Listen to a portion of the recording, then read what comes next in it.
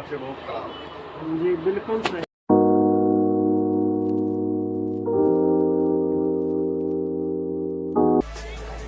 Hello guys, welcome back to another blog. आज है 14 जुलाई और आज हमने एक नया साइकिल खरीदा है अपनी बहन के लिए। चलो उसको अनबॉक्सिंग करते हैं।